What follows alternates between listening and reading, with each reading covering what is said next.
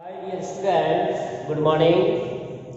Today we are taking the second part of component of vector. In previous video you already see what is the meaning of the component of a vector and how a vector can be written in the components form. Also we find the magnitude of the vector when vector is given in component forms. Today we discuss some problem related to the component of vectors. How do we solve different type of problem where we need the knowledge of the component of vectors. So let's see.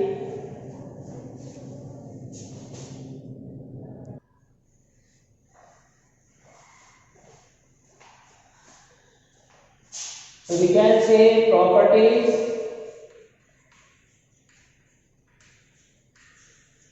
of vector in component form.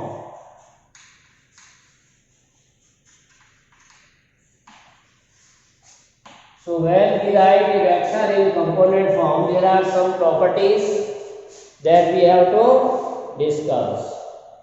So first, if vector A and B are two given vectors, we consider that vector A and vector B are given two vectors in its component form.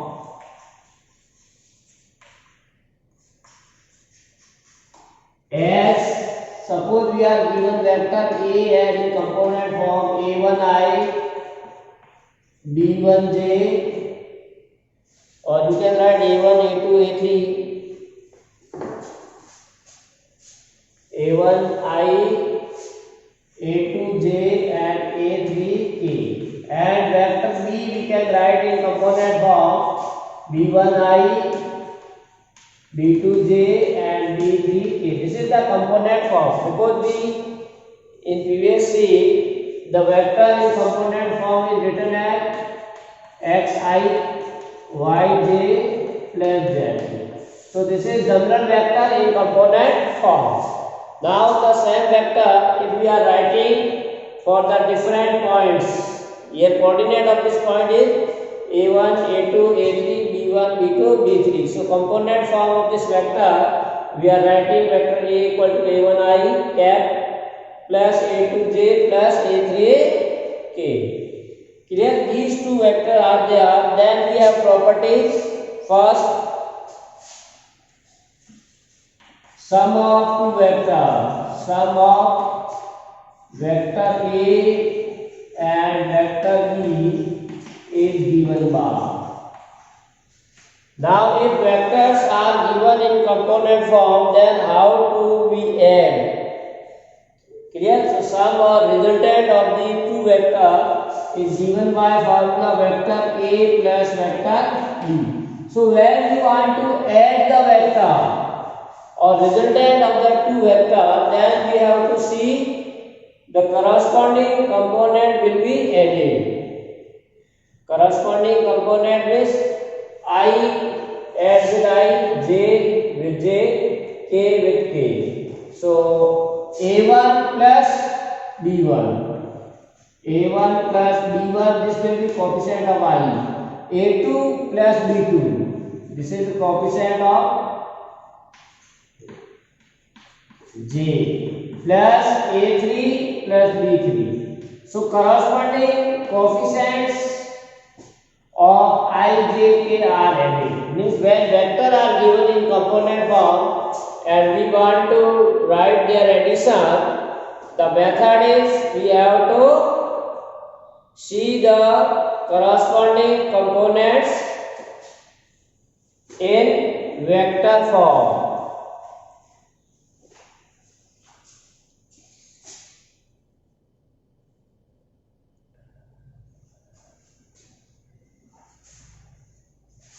Now similarly if we want to find the subtraction of the two vectors, then similarly we have to find corresponding components. So the difference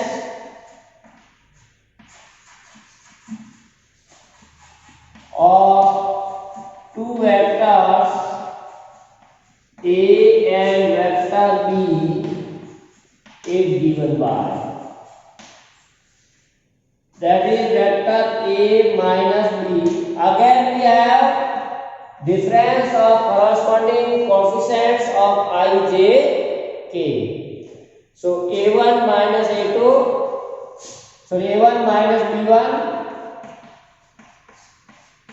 We subtract the coefficient of I with the coefficient of I. This A vector minus B vector. Then coefficient of corresponding I, J, K or unit vectors are subtracted.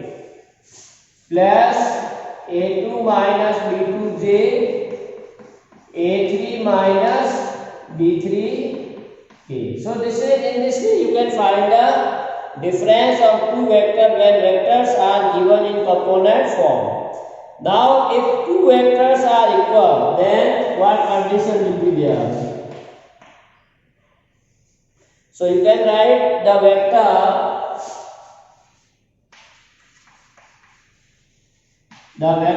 A and B are equal if and only if two vectors A and B are equal, if and only if their corresponding coefficients of I, J, K are equal. Vector A equal to vector B, then it is necessary that coefficient of I will equal to this coefficient of I, coefficient of J should be equal to coefficient of J, coefficient of this K should be equal to this. That is, A1 should be equal to B1, A2 equal to B2 and A3 equal to B3 or vice versa.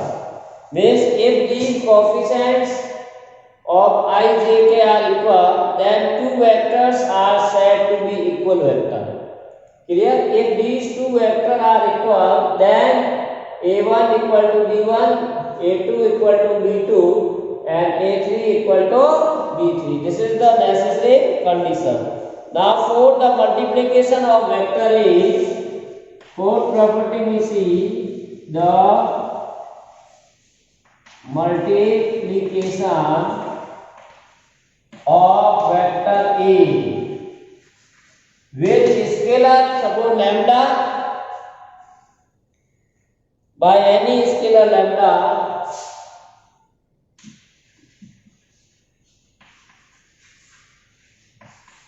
is given by lambda into vector A. So this is the lambda is a constant or scalar. That's why if you want to multiply this vector by lambda, then lambda is multiplied by the coefficient of I, J, K. Because the coefficient of I, J, K is also scalar. So lambda into A1 I cap, lambda into A2 J cap, lambda into A3 K cap. So this is the multiplication of a scalar with the given vector. Clear? So we may see some more properties for this vector in component form. Next is the addition of a vector and multiplication of a vector by a scalar. If we want to see the addition of vector and multiplication of a vector by a scalar, so we can consider that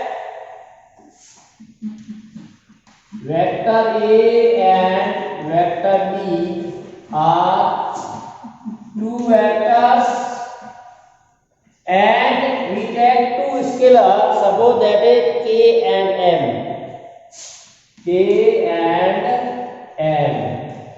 Be any scalar, that is constant values. Then we have properties. First one says if you multiply first scalar with the vector A and with the vector B and then add, We are multiplying first vector with the first scalar, second vector with the second vector, first scalar, and then result is added. So when you find this, which can be written as k into vector a plus b. So this is the property where we can see how a scalar can be multiplied with the two vectors and resultant will be added. So either you can add first both the vector, result will be multiplied with the scalar, or first individual each vector is multiplied with the given scalar and then result will be added. So both will be true. Clear? So k into a plus a into b equal to k into this. Similarly, one can write k into vector a plus m into vector a. Here you can take k plus m into vector a. So if we are taking vector a with the scalar k and m, so either first you add both the scalar then multiply with the given vector, or first each scalar is multiplied with the vector a, then result will be added. Both will be true. Clear? Now if we have two scalar and one vector, so either you can multiply with any scalar first and then second, or first you can multiply both the scalar, then result will be multiplied with the vector. Order is not important here. You can multiply first m with a and result will be multiplied with k, or first you multiply vector a with the constant k then multiply with m, or first you multiply both the scalar then result will be multiplied with the vector a. So these properties are very important. We see some more properties. So as we have also seen in vector product of the vectors, we observe that if lambda is multiplied with the vector a, we are getting a resultant vectors. If any scalar is multiplied with the vector, we get a vector quantity. And we also say the direction of this resultant vector is depend on the value of lambda. If lambda is positive, then the direction of the lambda vector A is same as the direction of the vector A. And if lambda is negative, then the direction of the resultant vector, that is lambda into vector A, opposite to that of the vector A. Also we find the magnitude of the resultant, and we say one more thing that says that lambda and lambda bar are collinear. This is very important result. The resultant vector lambda A is collinear to the given vector A. So we have seen the definition of the collinear vector, that is any vector which is parallel to given vectors or any given line, or vector which are parallel to the given line. So we can say this vector is a parallel. So two vector A and B are collinear if and only if. Now suppose this is two vector, one is a lambda, so this is suppose A, and this is lambda into A, suppose that is B vector. So vector A and vector B are collinear, or this vector and this vector are collinear. This vector A is collinear to lambda A. Not lambda, we are saying A vector. This is vector A and lambda A is collinear by the definition of the multiplication product of a vector by a scalar. So vector A and lambda vector A are collinear. So in this way, for any vector to be collinear, we can write, suppose A is like suppose vector B, lambda into vector A. So vector B, so we can say two vectors, that is vector B and you may write important result, two vectors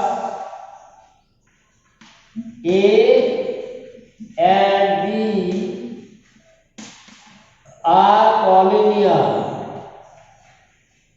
if vector B equal to lambda into A. So this is the condition for collinearity of the two vectors.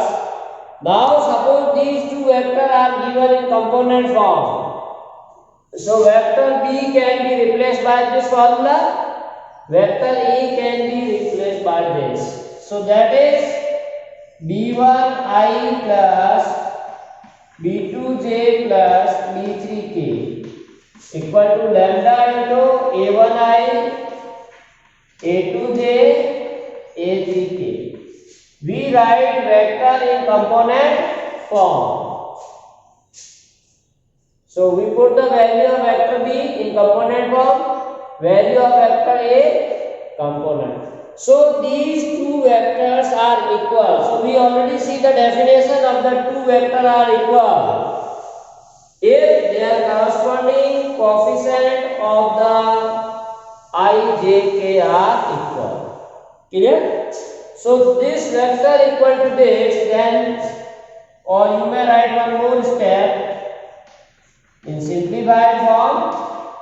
This is lambda into A1I, lambda A2J, lambda A3K. So these two vectors are equal if coefficient of I equal to this coefficient of I, coefficient of j equal to coefficient of j, and coefficient of k equal to coefficient k.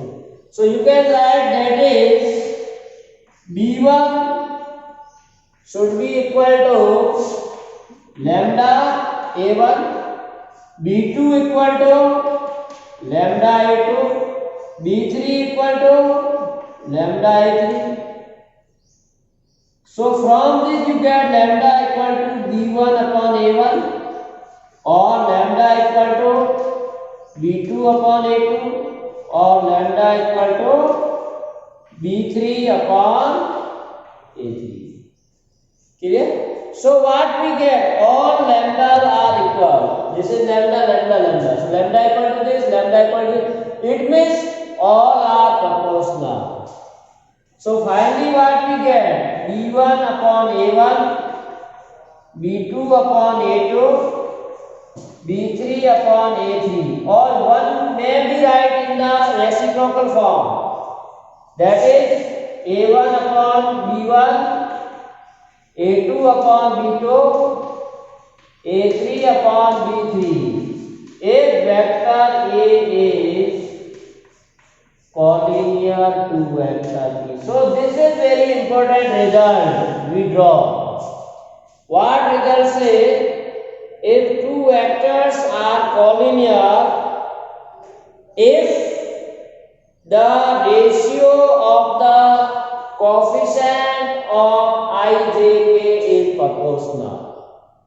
The ratio of coefficient of I, J, K is proportional, then vectors are called as a collinear vector. One condition we say vectors are collinear if vector B equal to vector A into lambda. But when vectors are given in component form, you find the ratios of the coefficient of I, J, K. If this coefficient ratio is proportional, one can say the given vectors are collinear. Clear? one more important result. Second result, this is the first one.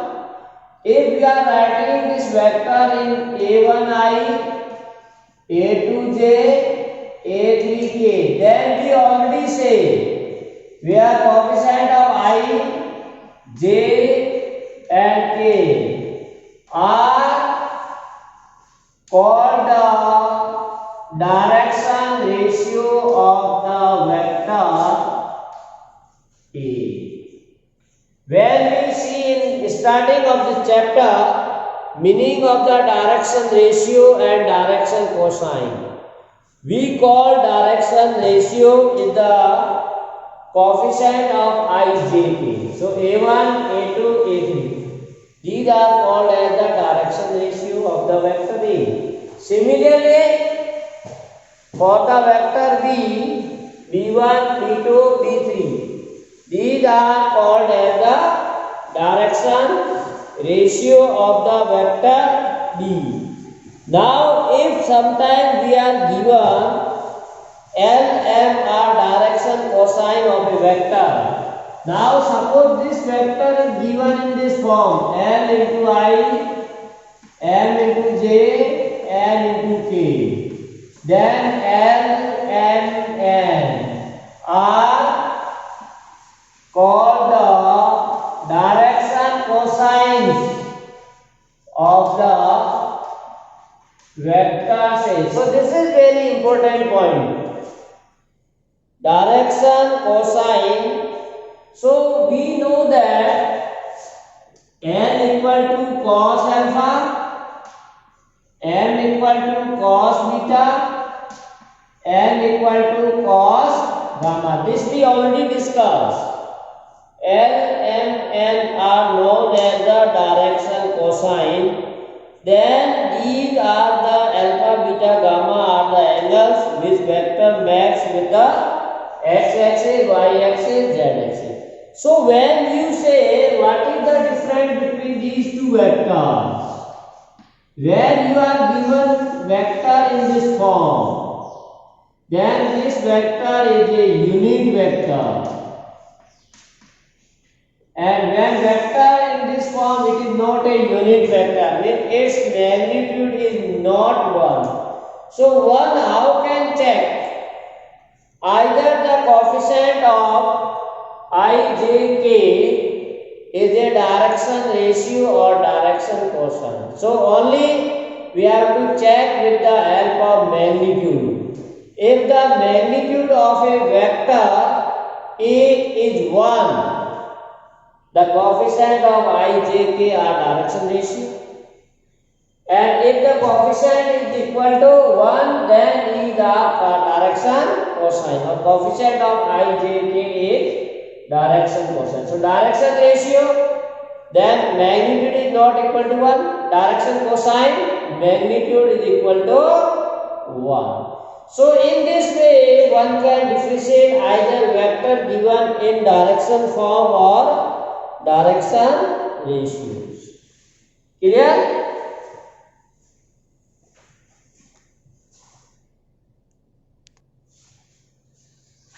Problem states that find the values of x, y, z so that the vectors, two vectors given vector A equal to xi plus 2j plus 2k and vector B 2i plus yj plus k are equal. So as you know that two vectors are equal if two vectors are equal, then corresponding components are equal.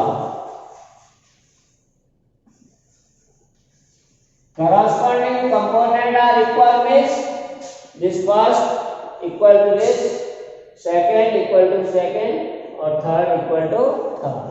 So that is vector A equal to vector B. This is given. Then xi equal to 2i 2j equal to yj and 2k equal to zk equal to k. So from this you can easily find, comparing the coefficient I equal, then x equal to 2, y equal to 2 and z equal to 1. So in this way we can easily find these unknown x, y, z. If two vectors are equal, then you can write corresponding components are equal. Now next example 5th. If vector A I plus 2j cap, vector B 2i plus j is mod of vector A equal to mod of B, are the vector equal, are the vector A and B are equal. So you have to find out the magnitude first. Clear? Then you have to check either they are equal or not. So in solution we write vector A equal to I plus 2j. So when vector are given in component form, its magnitude is given by, we have already given formula in previous class, root of coefficient of I square, coefficient of j square plus coefficient of k square. So root of coefficient of I is here 1. So 1 square. Coefficient of j square, that is 2 square. Coefficient of k is 0. So 1 plus 4, that is root 5. So magnitude of vector A is root 5. Similarly, you find the magnitude of B. So root of coefficient of I plus coefficient of j plus coefficient of k. So this is 4 plus 1. So magnitude is equal. So first part is complete. First is vector mod of vector A equal to mod of vector B.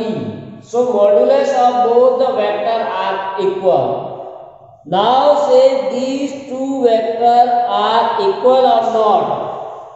So we can say vector A not equal to vector B, as direction ratios coefficient are not equal. Here coefficient of I is 1, here coefficient of I is 2, and 1 not equal to 2, and j coefficient are also different. Or you may write here components are not equal, or you can say corresponding component of the vectors are not equal. So magnitude is same but direction will be different. That's why these two vectors A and B are not equal vectors, yet their magnitude is same. Clear? Next is sixth one. Find the unit vector. Find the unit vector in the direction of vector A, given in component form 2i plus 3j plus k. So we have already given the formula for unit vector of A cap is given by the unit vector in the direction of the unit vector in the direction of vector A is given by formula vector A divided by its magnitude. If any vector is divided by its magnitude, we get a unit vector and the direction of that vector is same as the given vector A. So first of all we have to find the magnitude of the given. So here vector A equal to 2I plus 3j plus k. So mode of vector A as using formula, modulus of vector is given by the formula root of coefficient of I, coefficient of j and coefficient of k. So 4 plus 9 plus 1. So that is root 14. So now we write A cap, that is vector A divided by magnitude of A. So vector A 2I 3j plus k divided by its magnitude 14. So the required vector in the direction of the given vector. So you can write your answer, the unit vector in the direction of given vector is given by A cap equal to 2 upon root 14 I, 3 upon root 14 j, 1 upon root 14 k. So in this way one can find the unit vector in the direction of the given vector. So dear student, in this way we can solve different type of problems. We have some more problems that you see in the next video when we are discussing about the vector joining the 2 points. So to be continue with us. Thanks for today's class. Have a nice day.